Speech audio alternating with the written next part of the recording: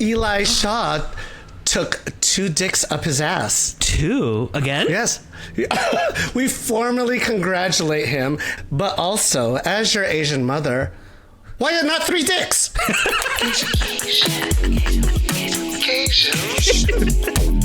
Literally gaysian. Literally gaysian.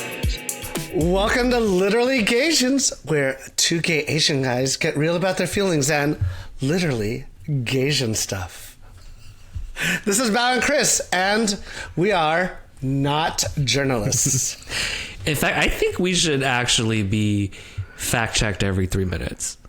But you know what? We cannot afford that. We cannot. Nobody fact-checked me when I once said on this very podcast that the members of Blackpink were named Itsy, Bitsy, and Spider. Well, you fact-checked me, and it was super awkward. The internet fact-checked you. All right. Yeah, oh my God. That's why we got those low scores on our podcast. I think that was when the scores went down. Let's just blame it on that. I'm sorry, everyone. I'm sorry. It can't be that we are just a bad podcast. It's because of the K-pop stans for sure. Yes.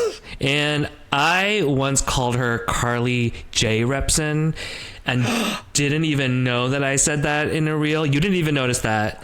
So my boyfriend called me out. This is new to me. My boyfriend called me out. Like, literally every week he makes that joke. It's like, well, whenever he gets something wrong, he's like, well, you thought she was Carly J. Repson. I was like, well, damn. Okay, I didn't realize until you just said that was the real name. It should be Carly Rae Jepsen, right? Yeah. Carly Rae Jepsen. Yeah. I didn't even know that she was like a mega like gay pop star. She isn't. So everyone showed up to her Pride show in San Francisco. I wasn't there, but everyone had tickets to it. I was so behind. Wait, I shouldn't say that she isn't, but she's a niche legend. You know, one of those like... Yes, niche legend. Niche legend. Is that a term? It's a term that my favorite podcast, Pop Pantheon, coined. I have 2 hats that say niche legend. I just love it. And that's what she is. But we digress. Like past episodes, we're going to go full in something that we're unqualified for. And the episode today is an experiment where we're just going to list off a bunch of random headlines. We're going to deliver those to you. And there's headlines from all over the, how do you call it? Maybe like the Gaysian spectrum of sensibility. So it's not all news about gay Asians, but like maybe within the sensibility. I don't know. When we get to it, I think you'll get what we mean. Hopefully. So, but before we get to that, it's time for Patreon shade. So we have a few new Patreon subscribers who have paid to be Patreon subscribers. We're sorry. We're sorry. We'll make it up to you. And we want to honor the fact that you're supporting our amateur podcast with your hard-earned money by shading you to pieces. Okay, so since today's theme is the news or something like it, headlines, we're going to try to guess what kind of personal news you would break on your Instagram. Remember, these are just guesses, but I'm pretty sure we're going to be very accurate. Yes, so we're just going to guess like what kind of thing you would post to be like personal news from me or life update or news alert. We're just going to guess what that would be for you just based on the name that we get when you subscribe, because we don't even get your full name. We just get a name and an email address, and sometimes we can't figure out who it is. So the first new paying subscriber for our Patreon is named H. Simply H. Okay. So I'm guessing you're the type of Gaysian that hard launches your boyfriend on Instagram, but only with a picture that's a thirst trap of yourself. How lame. This sounds really familiar. Are you projecting? Okay, my boyfriend only reminds me of this every week. But moving on, who's your next subscriber, Chris? Okay. Next up is Jim. Jim is under the FBI watch. They just posted that they're the leader of the most recent vegan cult restaurant chain. I think it's kind of like that. The talk about niche legend. Yeah. It's like in San Francisco, there's a chain of restaurants all run by a cult leader. It must have been Jim. Wait, what's the name of the restaurant? There's Golden Buddha, all of those. Mm-hmm. Must be Jim. and he would announce that. Okay, anyway, moving on. For the clout. Yeah. Our third new Patreon subscriber is John. I think we know John. John, you know John. The John. Okay. For anonymity, we won't say his last name, but usually we say his name with his last name. And so, John, I'm guessing you're the kind of person that announces your new job on Instagram because somehow you think people care. You know those people? Mm-hmm. I know what John you're talking about now. And you do it by posting a gorgeous, aesthetic-ass photo of your new badge. Why do people do this? Okay, anyway. And it comes with a very basic caption, like, ready for my close-up, Mr. DeMille. Like this Bay Area tech culture. Bay Area tech culture. Bitch, you just got a job as a contractor for Meta. Like, stop trying to make it a bigger thing. You're going to be fired next month anyways. I know. Just like you're announcing your furlough in the year. Okay, who's next, Chris? Next up is Rob. I'm guessing I just saw Rob's TikTok breakup story where he shows himself going through all the good times with his boyfriend and then himself crying, but accidentally uploaded the wrong edit and shows him putting eye drops in for fake tears. Wait, have you seen that? I'm guessing I have. Oh. I hate those videos. But you know what? You love those videos. You know that we used to send those back and forth with Arthur. I know. And this time you have to like download them because you... Yes. I had a saved folder of all of those that we did. I went back to it. There's only one video left. I know. People will delete it in 3 months, so you have to download it. Mm-hmm. Yeah. Good for them. Good for them. Wait, you have one more. Okay, I have the next one too. Matthew, beautiful Matthew. I'm guessing that you tried Molly for the first time and then launched the latest and greatest techno and house basement raves of Vancouver. She's that girl. I know which Matthew you're talking about. Yes. Thank you for subscribing, Matthew. Last but not least, paid subscriber is Colby. Oh, Colby. So Colby sounds like a drag queen. Sounds like one of your drag daughters or drag siblings. Drag children? I'm guessing. Grandchildren. Oh, wow. So that means you're probably part of the Price for Cats. So what I'm guessing is your announcement on Instagram is a schedule of all the Rice for Cats performances for the rest of the year, as if we're actually going to get anything different than a group number outside of these three things.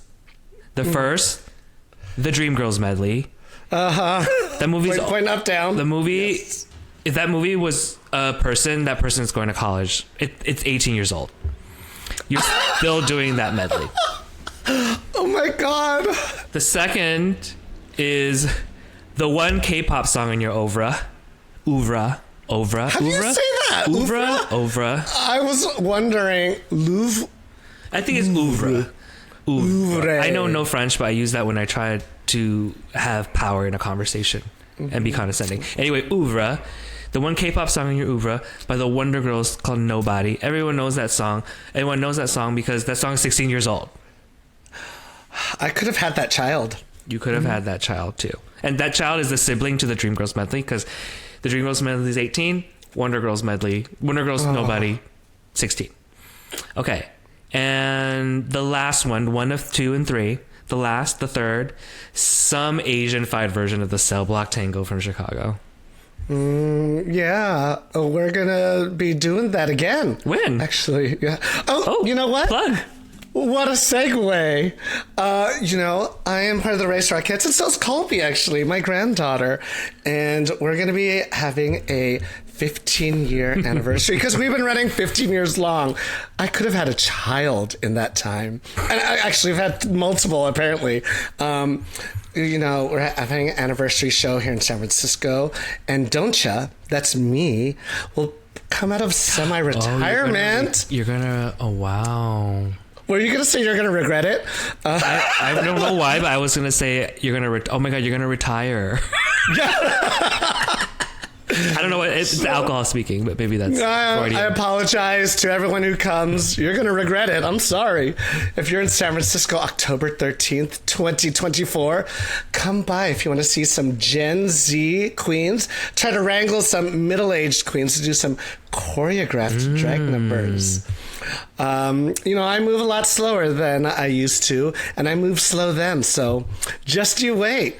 But you can find out more on IG at rice.rockettes. Get a ticket, come by, get drunk, throw dollar bills, throw quarters at us. We don't care. Give us a BART ticket. Another joke in the stash of Rice Rockettes jokes. I can't wait. You have to do those 3 numbers that you've always done. I've been a Rice Rocket staples, yes. Classics, icons. I have been a Rice Rocket fan for almost nearly probably 20 years. No, not 20 years. Nearly 20 years. And we've performed together. I've also seen each of those 3 performances at least 10 to 20 times. Yeah. If not, have participated in a performance of it. I definitely have been the Dreamgirls one. Yes. I've definitely been in the Dreamgirls one. And Curtis. I was Curtis. You're Curtis. No, I wasn't Curtis. Supposed to love me. I wasn't Curtis. I was the brother. William is Curtis. William looks meaner. Yes. That's you, William. I had my one line. Cool it, Effie. It was good. Loved it. And I think in your 50th anniversary, you'll still be doing these numbers in another form. You'll be like, that man ran into my knife. Anyway, I don't know what I made you Southern all of a sudden, but come to the show. I'm going to try to go too. So maybe we can do a little Gaysians action at the show too, but I'm excited. I can't believe this is your 15-year anniversary because I remember my last Rice Rocket show in San Francisco was your 10th anniversary because I feel like it just happened. Yes. The pandemic took so many years away. I can't believe we're at 15. Yeah, 10. I remember thinking the 10-year anniversary was so beautiful because it was like the Rice Rockets were there from the beginning of me moving to San Francisco, and it was there at the end because the next month I moved down to LA, which reminds me, I've been in LA for 5 years. It's kind of crazy. Anyway. We're celebrating our 5-year anniversary. That's in LA. In LA. Yeah. So come to the show and find more at rice.rockettes on IG. And now I think it's down to our news roundup. Oh, here we go. Yeah, so, actually, in a bit of a little catch-up, I haven't talked to you in forever. I've been away in Oahu and Tokyo for the past month, and I haven't read any news or even looked at my TikTok. So, Bao, I think it's time that you catch me up on the goings-on that have happened. And I think I could probably, talk about some of the news that has been happening on the other side of the world that I've learned in Japan. So, this is kind of stream of consciousness. We're like, what has happened? And let's try to make it sound like an SNL news update, but we're probably going to fail at that. But it's just a way... We're not professionals. We're not that funny. We're not professionals. The only reason we're doing this is to talk shit about things. Let's just be honest. I'm going to be honest with what we're doing. So the first topic is... Wait, should I try a newscaster voice? No. Let me just read this. Last month, White Party Bangkok announced the date and theme for its annual New Year's Eve dance party, where the Gaysian mecca of hot Gaysian guys convenes every year. It's the Gaysian convention every year. And it's happening the 27th to 31st. There's 6 parties. But this year's theme is called Techtopia. Why does that sound like a Elon Musk party? Elon Musk or a techno party? I don't know. I feel like... I get it. Okay, no, is it I feel like they're starting their hard turn toward techno, which is what the younger crowd likes. Versus that god-awful circuit music. Anyway. But if you like it, it's for you. It's not for us. If you like it, yeah, it's for you. So the organizers, I pulled up the marketing email. Organizers call it a futuristic wonderland where the boundaries blur. Oh, blur they do, bitch. And tomorrow's possibilities come alive today. What a beautiful way of articulating chasing the high. Where a wonderland where the boundaries blur and tomorrow's possibilities come alive today. It is like... You mean when you G out and you wake up the next day and they're like, oh, there we go. Or like you're dancing, you're feeling yourself on Molly and one hot guy smiles at you and you think about the fact that you're going to end up with that guy at some or you follow that guy around all Bangkok and all the home pods. It's tomorrow's possibilities coming alive today. Anyway, I love that. They also add in the email marketing, it's a quote unquote spectacular celebration of our community. Oof, they're really leaning in on that. You know, wait, it is a beautiful community. It is a beautiful community, I will say. A beautiful, exclusive community that doesn't fight for trans or right. Okay, anyway, but it is a beautiful. Well, community. I don't know. Maybe in Bangkok, you know, like they have multiple bathrooms. It's different. Yeah. So this is the one thing I want you to react to as I bring up this news item. Okay. It's 6 parties for. I'm dying. For $200. Wait, what? So it's 4 night parties, 2 pool parties. Oh man, we're not getting paid for this. We should have gotten paid for this. Okay, anyway. Okay, Blue, Blue, listen to us. You need to sponsor us or something, because should we go to White Party?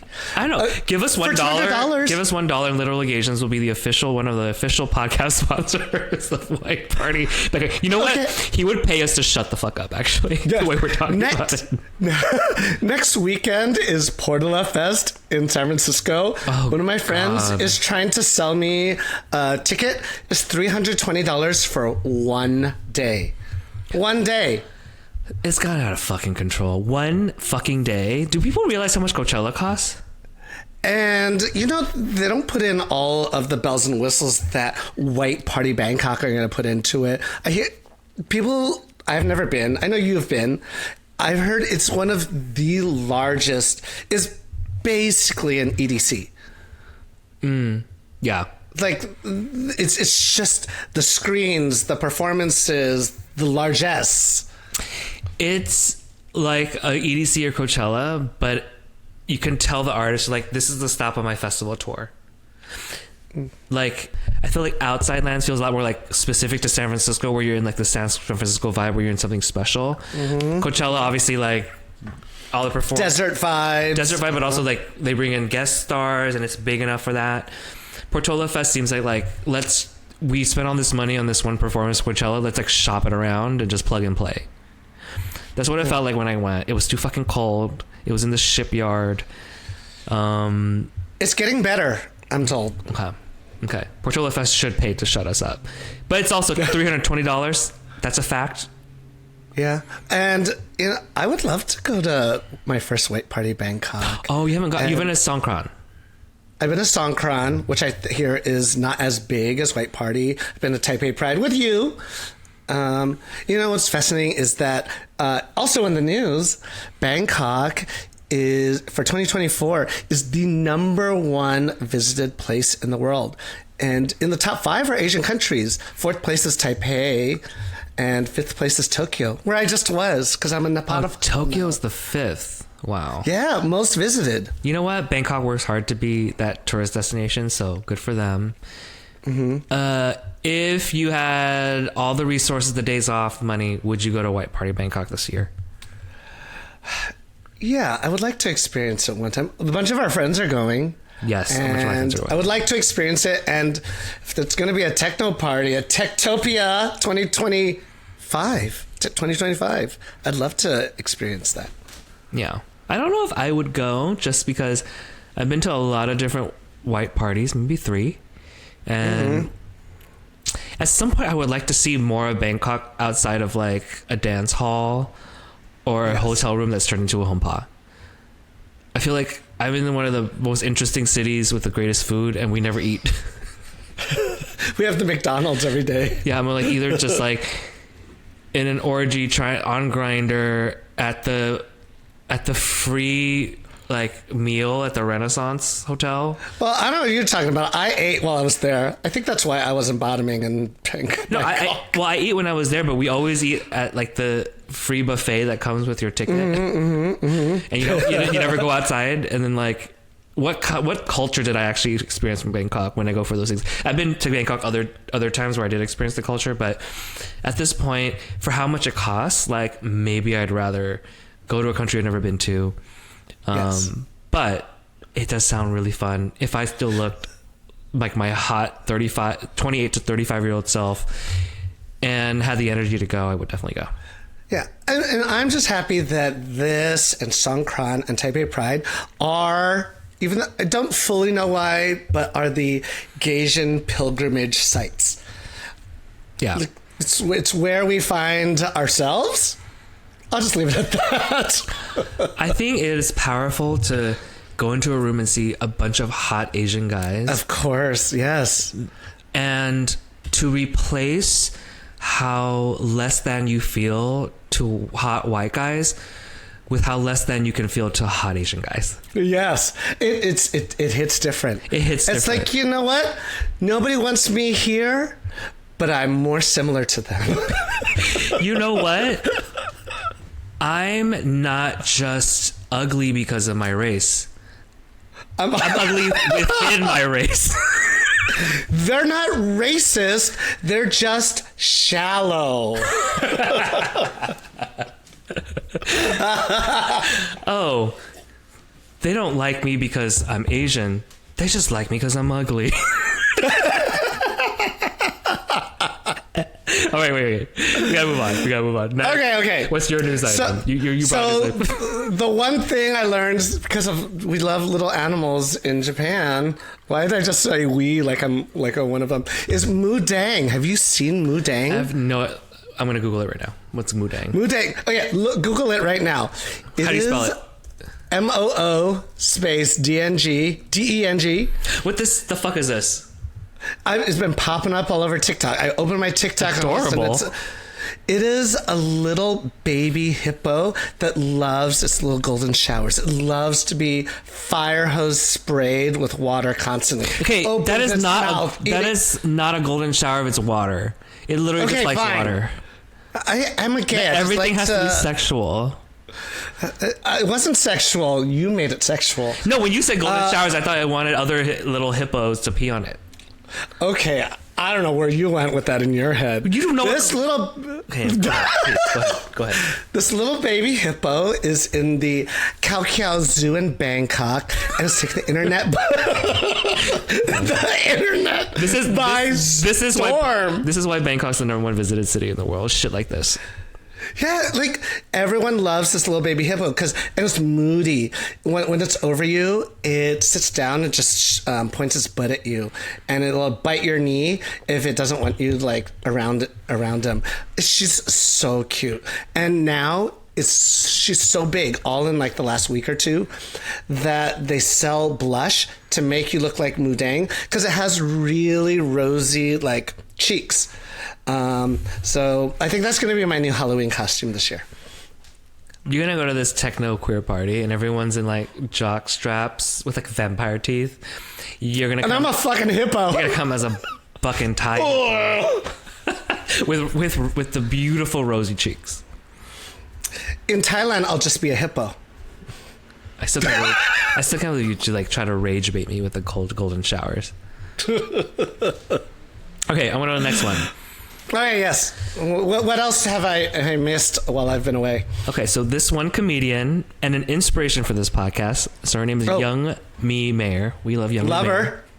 So she recently tweeted, and it's a vibe.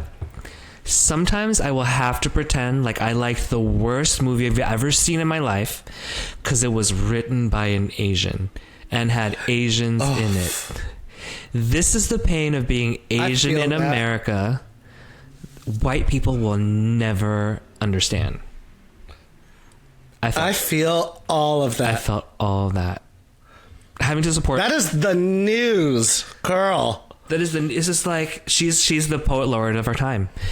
She is able to articulate feelings that we are unable to articulate in life. Anyway, having to support all Asian media, even when it's bad, is so real. I know, because we're like so deep in it, like as so-called activists, we have to like, oh, that was amazing. Oof, girl, I live in LA. Anyway, I live in LA, and I go to these parties, and you can never really ever say that you feel anything negative about a project because you never know who was like, oh yeah, I wrote on that. Oh yeah, I was the makeup artist for that. Oh yeah, I was the script coordinator for that. You never know. And so you can never express your true feelings and be objective about that art, and it is so unfair, and that is why white people are still on top. My drag daughter, Christy Yamikuchi, was in a little meeting some people, and someone brought up looking. She's like, "Oh, I know, it was so bad." And one of the guys was like, "Oh, I'm one of the writers for looking." Oh, right there, right in front of her. No, the gay stuff too. You can't. I mean, I can hate on stuff when there's white gays. I'm comfortable with that, but like, I don't know. Like, okay, when you it's first intersectionality. We have to put up a show. I know. It. I don't know, but sometimes what's that one show on Showtime with like the hot guy from Bridgerton? That's not Past Lives. No, that was like an Asian movie. The one where it's like two gay guys in the 60s. Oh, the time traveler thing? Travelers. No. Travelers. No. Distant Travelers. Spy Travelers. Hold on, Travelers. Spy Kids. I don't know. Travelers Showtime. It is Travelers. No, Travelers is Fellow Travelers. The one with the two hot white gay guys. Oh, they're so hot. I know, but they're like that hot where you're like, I don't want to give you any more credit for it. Matt Boomer and Jonathan Bailey, Jonathan Bailey, yeah. When I watched that, I'm like, it's good, but I'm so angry at the whole time. Like, another 60s story where gay white men can feel like they were marginalized. Let's check it on the Asian people at the time. The gay Asian people at the time. Or how about we check on the black queer people at the time? How are they feeling in this world where these guys get to go to work and have to hide their virginities? What do you think black and Asian people went through? And no one tells that story. Obviously there's an opportunity there, but like, I'm like, bitch, I'm over it. Anyway, what were we talking about? But when we do tell our story, we're hitting on it. And I swear, someone will go make that movie about like queer Asians in the 60s and being marginalized, and I'll be like, it was bad. Girl, we both love Happy Together. I know. Okay. We got one movie. One movie. So when you first saw this tweet, because I don't know that you saw this tweet because you sent it to me, what movie, films, whatever book did you think about? Okay, like, did you really love? I thought it was good.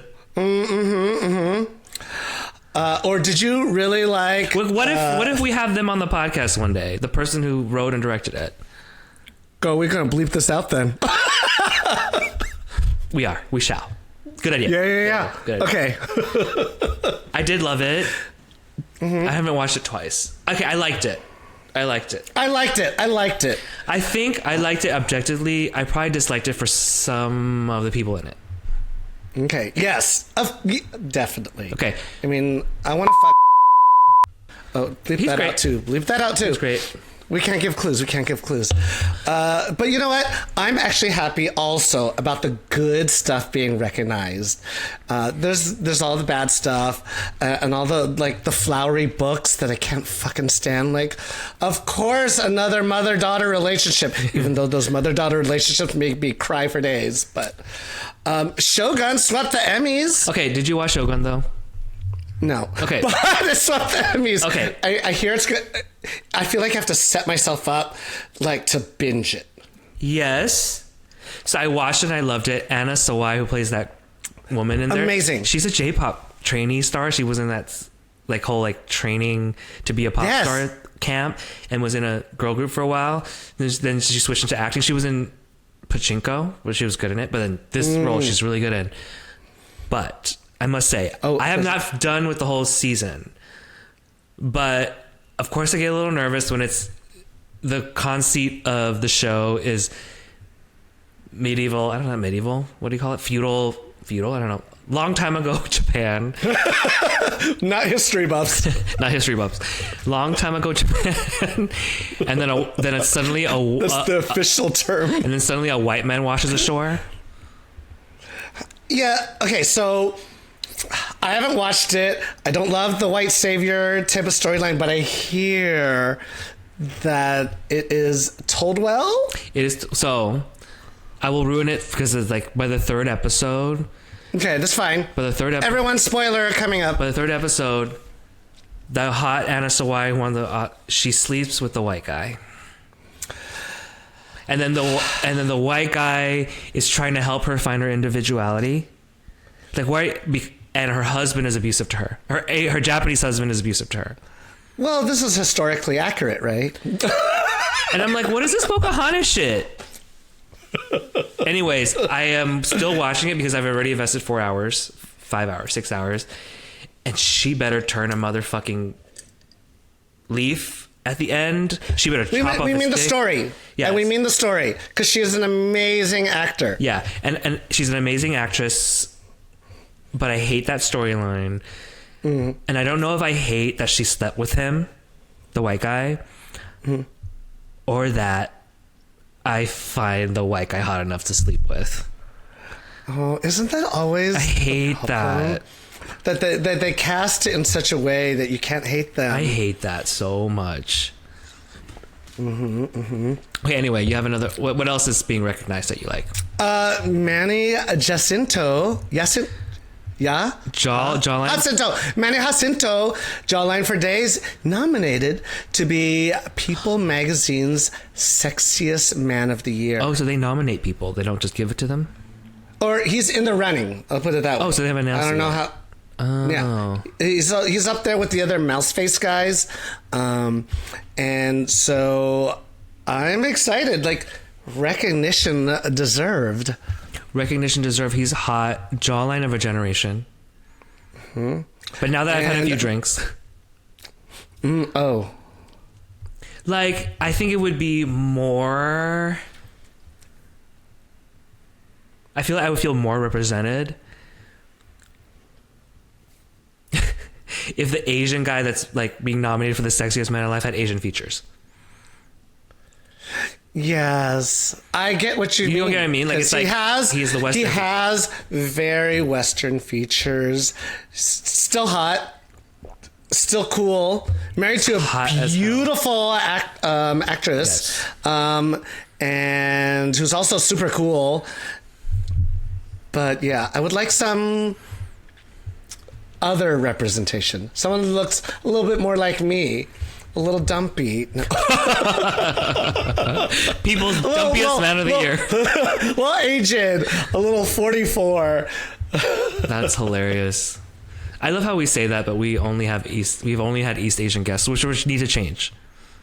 Yes. I mean, we're still new. We're working on we're trying to fit so many things into every episode. We're gonna get there because hopefully we're gonna have this going on for a while. I know but we need to try harder. That's that. Yeah. I will end this one because we gotta move on. Okay. All right. I will end this one by saying that the movie that I first thought of when I saw this tweet from Youngmi Mayer was. I hate to say that because I was about to say that.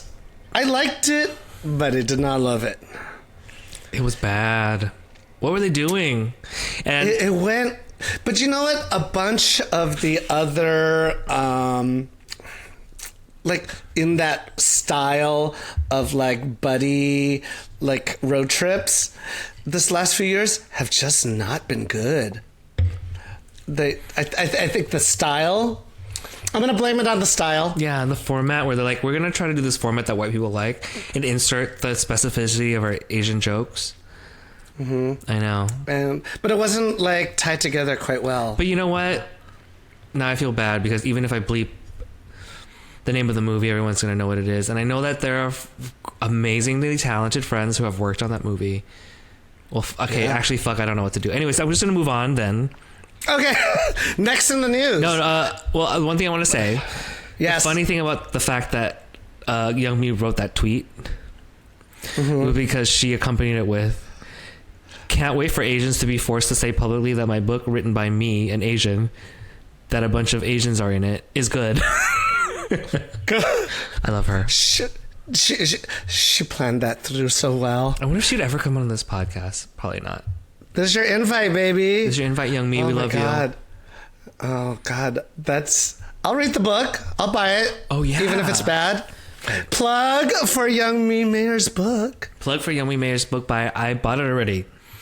Maybe, like, in my mind, I bought it, but I'm going to buy it right after this.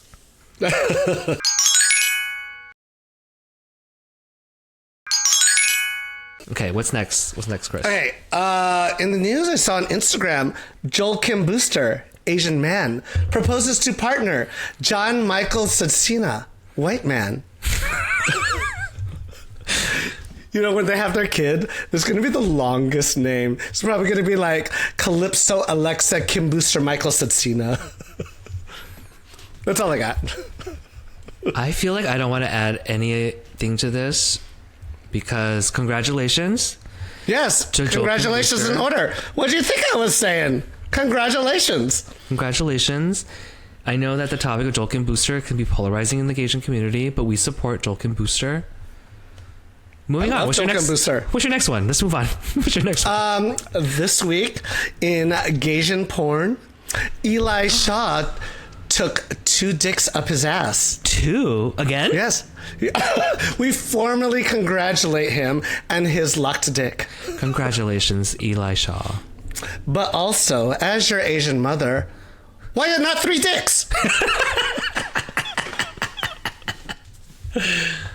He needs to try harder, per se. Oh, but wow, we need to get the sound effects. No, you're gonna do the sound effects. Okay. Eli Shaw, what an icon.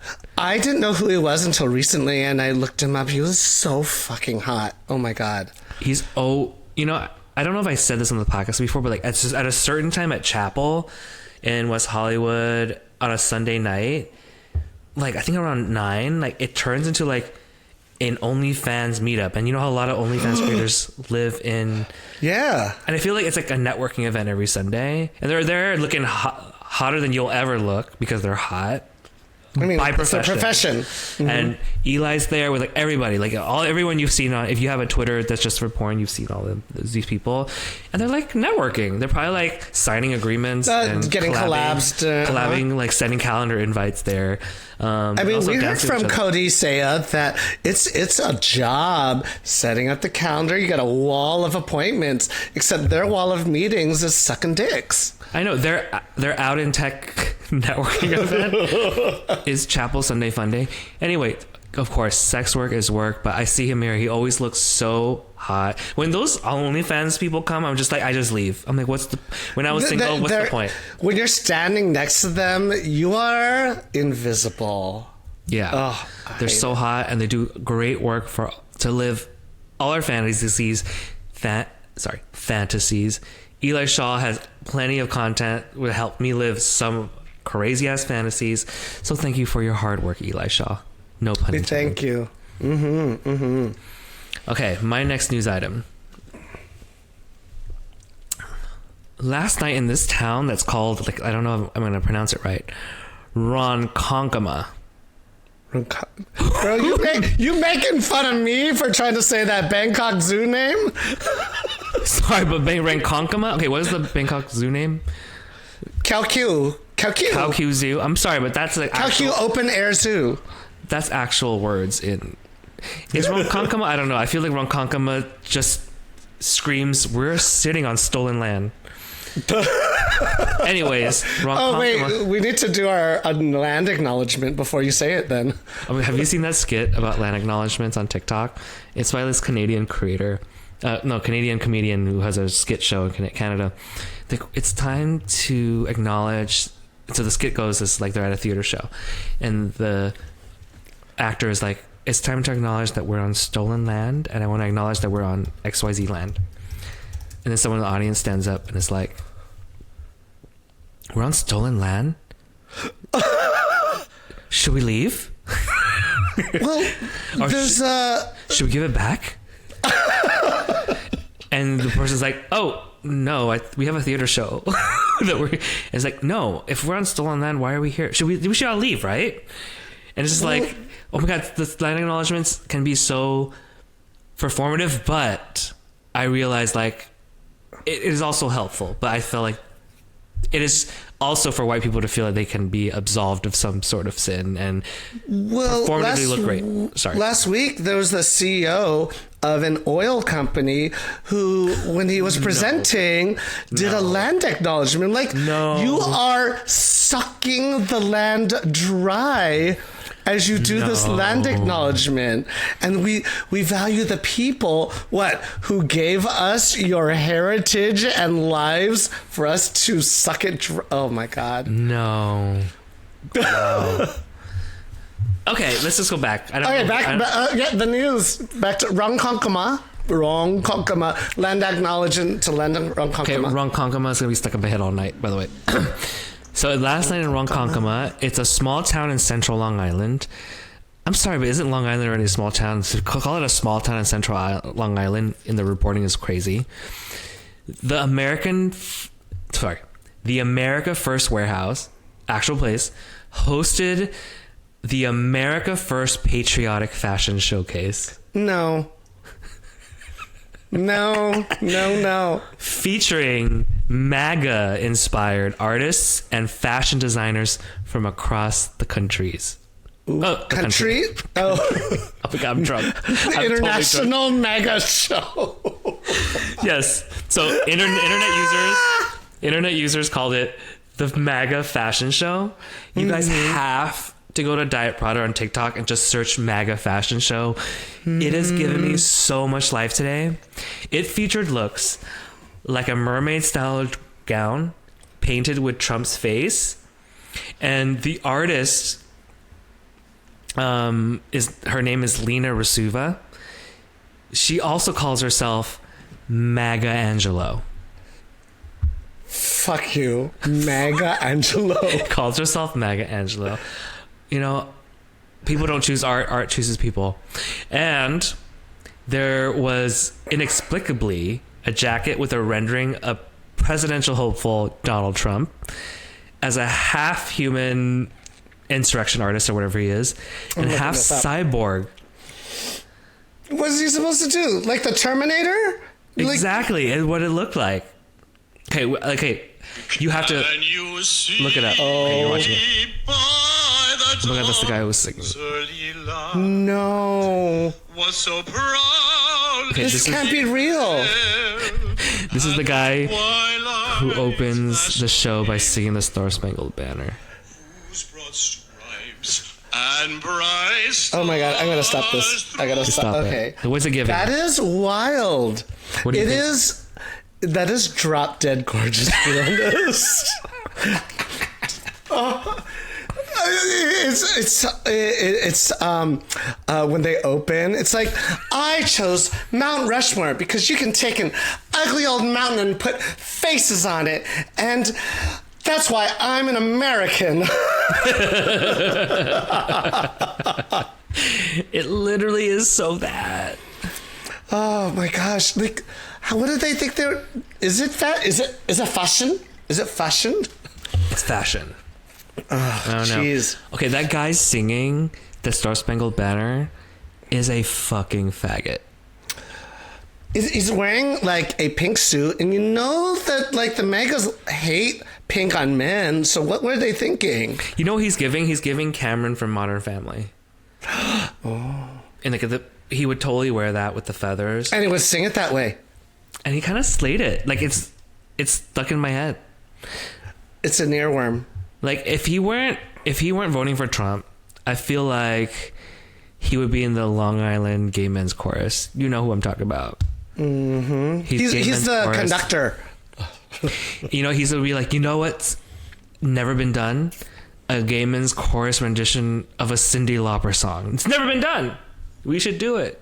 And you know, he would like needlessly have like vibrato when he sings to anything needlessly. Okay, give me a song and I'm gonna do it in Maggot Fashion Show Faggot, the way he does. Let's do modern Chaperone. No. I have to look up the lyrics.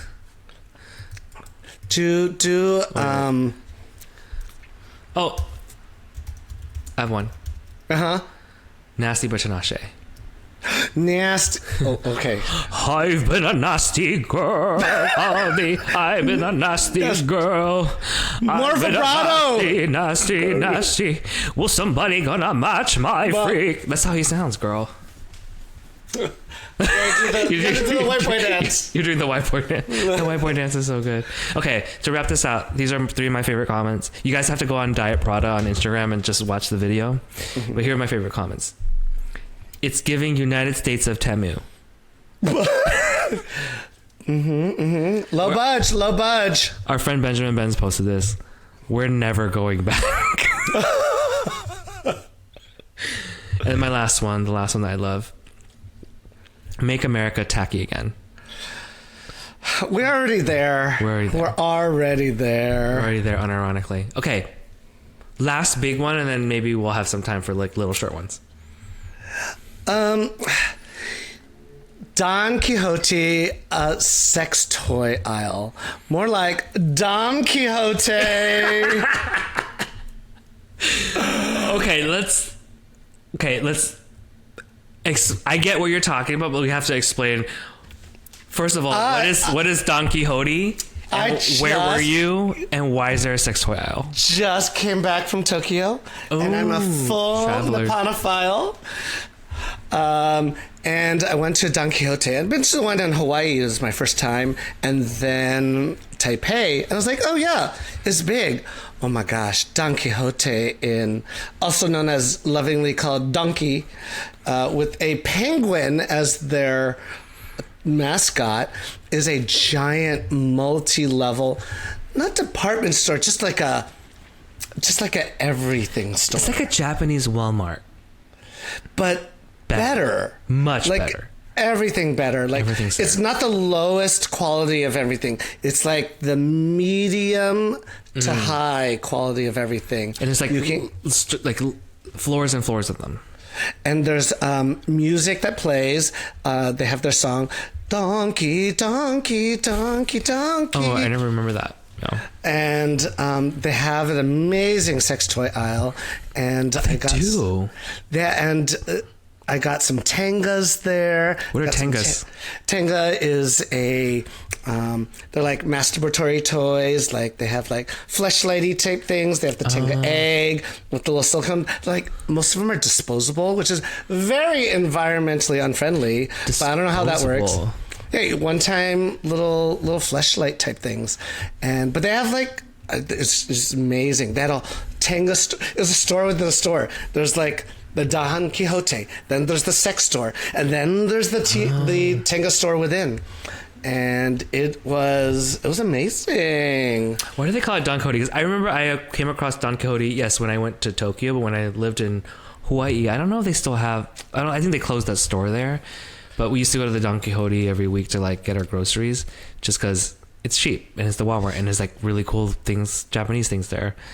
Yeah, like he's like this literary like character, but me as the uncultured person only know Don Quixote as on KQED there used to be a show with a little dog that talks and goes through like these these fantasies where it plays different characters, and one of them was like a tiny little dog playing Don Quixote. I think he's a real person, but you know, I went to American schooling, so we're not so smart.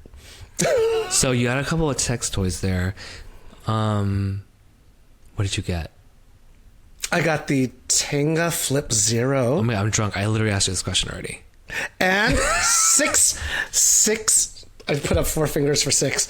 I'm drunk too. 6 eggs. I did the Asian one because I'm Asian today. Instead of this. What are the eggs? And the eggs they're in like an Easter egg, and they're little silicone like jerk-off devices. And I went to the tax-free line to get a discount, not paid to tax. And in Japan, you have to they wrap everything, so you can't use them in Japan. If you're doing tax-free, you're supposed to leave Japan with them. And the guy at the register thought it was a 6-pack of eggs, like edible eggs, and asked me, "Are you going to consume these in Japan?" I was like, I thought there was a language miscommunication, and I was like, "What?" And then another Another worker started laughing his ass off. He's like, "It's okay. Just ring it up. Ring it up. Ring it up." Oh my God. This young little boy was so adorable. He did not know that I was going to fuck the egg at some point. You know what? From that day on, he discovered this toy. He went to buy it, and he has not left his room in 48 hours. His right arm is larger than his left arm. You know, I had an intrusive thought to mention something about the dildos seized from Diddy's home today. Oh. But you know what? That's dark. No, that's not funny. The fact that he used that in sexual coercion is not funny. Yeah. But I hope you enjoy your sex toys from Dom Quixote. Dom Quixote. That's a good porn name. Dom Quixote. Or drag king name. Drag anything. Dom Quixote. Who was Don Quixote? What, are we being colonialist by doing that? Don Quixote is a Spanish novel by Miguel. It's literature. But it feels like colonization. Well, the Spanish, of course. Spanish. Anyway. Okay. We're running out of time. So we have we have a couple more easy ones that we can do, little quick ones. Okay, yeah. Let's what other news have I missed while I've been away? Okay. For fans of Netflix's The Boyfriend, there was the one couple that actually came out of the show, Dai and Shun. They have recently, in the last 3 weeks, taken advantage of all the social media attention on the show and their popularity by launching a YouTube channel. So they're still together. I don't know. You didn't see the reunion, but you should watch the reunion. They have English subtitles now. I've seen clips. They're still together. There was this odd part in the reunion when they were like, "We're still together. We've met each other's parents, and we're still." What? They met each other's parents. They live together. They've been together at least a year now. And they're like, we still are together, and we have these cute little fights. And there's this weird exchange where Shun or Dai was like, "Oh, remember that fight on the sashimi?" And they're like, "Oh yeah, I brought home the wrong sashimi." And then we had this cute little fight where we threw the dishes, and I threw the sashimi in the trash, and we yelled at each other. It was so cute, and I was just like, "This is 20s dating." 20s dating. Girl, do you even remember what it was like to date then? I don't know. I'm dating now, and I feel like I'm still there. I'm still crazy in this way. Did you throw the sashimi in the trash? No, I never did. But because I'll eat it. How rich and Japanese do you need to be? Sorry, I shouldn't have said Japanese. But how fancy Asian do you need to be to throw sashimi in the trash? Girl, it is cheap there. True. That's why I went. True. Anyway, as the imperialist American, banking on that yen. But you know what? In the realm of that news, I was on Tinder. I was looking for all of the boyfriends so they could be on one. I really want one of them as a guest. And then I was on Tinder in Tokyo, and Taehoon showed up.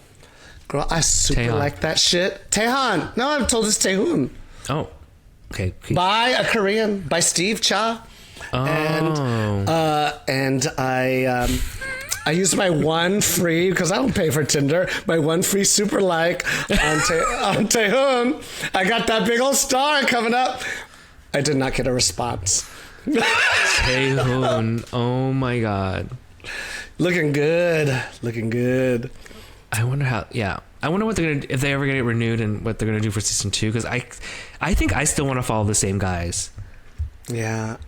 It would be nice. It's kind of like Real World. It would be nice to follow them. And also it would be nice to follow them and introduce a couple of new characters. But I think they should just double down on these characters. But also, I need that Netflix magic to come in, because the Dai Shun YouTube channel is boring as fucking balls. They're so boring. They're like, let's cut up this pineapple. I'm sorry, but I know that slice of life is beautiful, but done well, and even though they're gorgeous, it's boring. You should actually just film the fights that you have. You know what? It's Japanese culture. They won't do that, and they don't fight in that same way. And I think I learned. I met a listener, and in Tokyo. He's a very popular go-go dancer. Sai, shout out to Sai. Hi, Sai. Showed me around. I sent a picture of us to you last week, and he was so sweet. I hope he becomes on The Boyfriend. He would be great on The Boyfriend. Yeah, he knows Usak. He knows some of the other boys, and I think like talking to him, he's like, dating is so hard. It's so different. They don't fight like in the same way. If you fight, everything's you always have to be agreeable, and it's different. It's different over there. It's different. Okay, look at you, girl. Look at you defending any Japanese person. You're a Nippon file. I have a Japanese boyfriend. Oh, okay. You're the true Nipponophile. Okay. I think it's less Nipponophile and more like. Never mind. Let's not get into it. Watashi wa star. We're gonna save that for the Patreon. Okay. Yeah. Okay. Next one, also in the realm of Japanese people. Shohei Ohtani, just like 2 hours ago, broke his 50-50 record. All right, I am a Who forgot. is he? Baseball star. Baseball. I don't even say sport ball. Baseball star. And, I don't know much about it. I don't know what 50-50 means, but he broke a world record. A world record. Said a half dozen records in the game? I don't even know. But I think this is a showcase of Japanese excellence. I think we have had enough examples of Japanese excellence in this world across the last 200 years. Yes. Otherwise known as Japanese imperialism. But you know what? Exactly. They make all of our American food so good. I know. Sometimes my boyfriend's like, you need to get over this as an issue. Because my boyfriend's Japanese. Even the way he holds his chopsticks, I'm like, wow, classy. I'm a fucking ghetto-ass Vietnamese person when I look at the way he holds his chopsticks. Your chopsticks cross, don't they? Mm-hmm. They don't. And he's like, how do you rest it on this knuckle? Like, oh my God. And it's like brings back so much trauma from like Korean people. Anyway, saying things about Vietnamese people. But I was like, wow, you do hold your chopsticks in this nice way. And then, all right, moving on. Okay, well, I'll bring it up to my therapist. Okay, moving on. The internet is abuzz with questions on whether the finale of ABC's The Bachelorette was too cruel to its stars. Have you seen this on TikTok? I've seen little clips during the season, but I can't watch The Bachelorette. But I know that there is a Vietnamese Bachelorette. Yes, early in the season, the show got a lot of attention for having the first ever Asian American Bachelorette. Not just Asian American, Vietnamese American. They didn't go with just no Japanese American. Sorry, again. Okay, gotta go to therapy for that. Anyways, Vietnamese American Bachelorette, Jen Tran. So the thing that happened is basically there was a guy that was like literally being so vulnerable and open and everything that you want in a boyfriend to her, and he wasn't like the hottest guy. And there was the other guy who was like kind of hot and from Hawaii, definitely, aka my type. The guy from Hawaii, and who was a little bit more measured, but then like just didn't show that type of enthusiasm. In the end, she said she probably was gonna propose to him, and they stop it in the finale and say like the host is like, that didn't happen. They broke up and we're gonna invite them back on stage. They invite them back on stage. She reels him and says like, you literally just cut it off after the camera stopped rolling, and you said you wouldn't talk to me unless we were in the finale in front of the cameras. And then they made her sit there and watch the rest of the episode of the finale, which is him proposing to her and she proposing to him. Anyway, it was torture because she looked so visibly uncomfortable and inarticulate because she was processing trauma in front of the live audience. So uncomfortable to watch. That's so awkward. So awkward, and she deserved better, so I agree. But it's so weird because other shows, they would edit it in such a way that everything looks like beautiful. Not that that's how it should be, but why don't they do this to the white people? I know, but the one thing that came out of that I thought was so great is like he was trying to explain himself in front of her in like this live finale, and she had this glare of hatred in her eyes. Oh, I know the glare. They called it on TikTok the Vietnamese glare, and I instantly recognized it. I saw generations of my family blood in that stare. I've seen you do that to me and many of our friends. I'm doing it right now. And to our ex-boyfriends. Oh, I think if you ask any of my exes, they will recognize that glare. I felt so seen and heard and validated in that moment that you all just need to go to TikTok and look for it. Okay, moving along. Agatha, along. Oh my God. It just came out. I watched it yesterday, both episodes. It is what the gays have been asking for. It's like the First Wives Club. I'm an old gay. It's like First Wives Club. Don't tell me what to do. And don't with glasses. So it's got Patti LuPone. What? Yes. Patti LuPone. It's got Aubrey Plaza. It's got that's why. It's got the gay boy from Heartstopper, and it's got we've got some Asian characters. It's got everything I could want. It is intersectional. It is feminist. It is faggotry.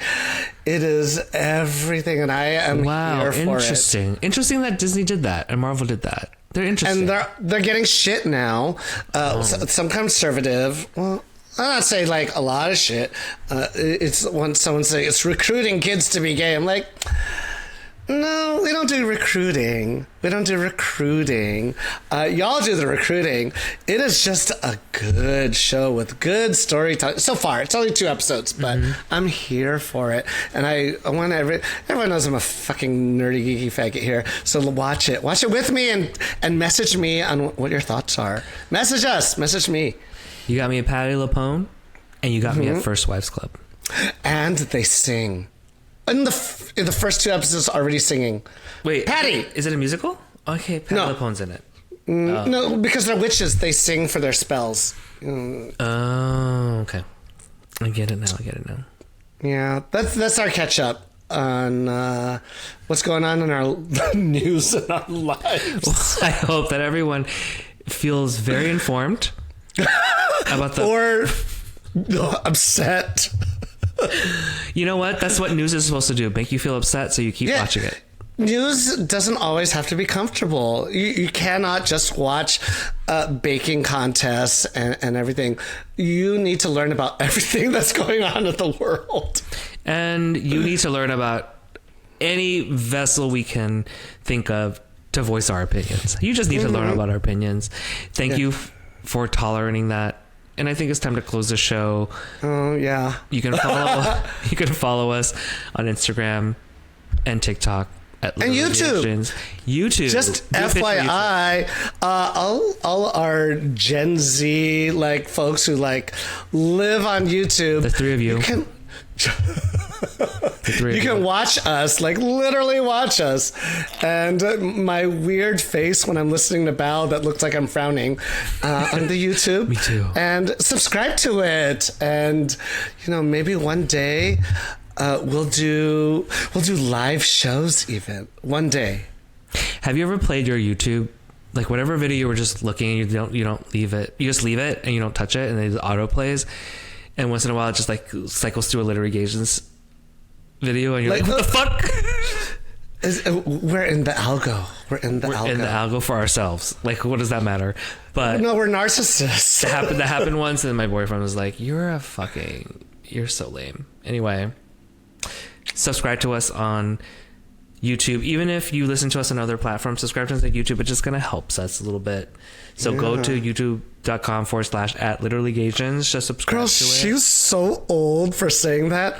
Go to youtube.com/ Oh God, sorry. I work at a YouTube company now. We do have to like say that all the time. People know how to get to YouTube. I know, but we have older listeners, don't you?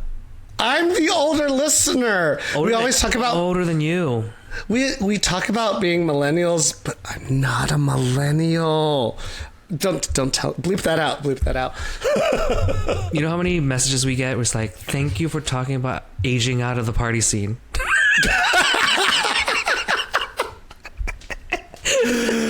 And I'm like, oh, I guess, yeah.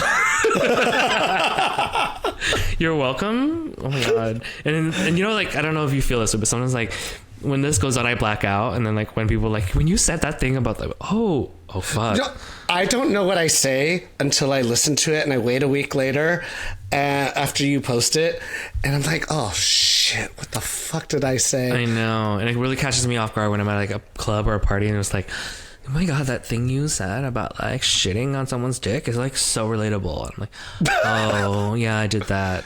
It's like, you want me to shit in your dick tonight? Regret that. And I really understand why so many people get canceled for things they've said on podcasts. Yeah. So that'll be us soon. Yeah. Cancel us. Cancel us. So join us on YouTube. Join us, not cancel us. Join us. Instagram, TikTok, and then Patreon. Patreon. And if you're a new Patreon subscriber, we'll shade you out. We're going to record something new for you right now. I know, on Patreon. So we'll go do that. So in the meantime, goodbye, and we'll be back next week with See you later. us and then a guest. Bye. Bye.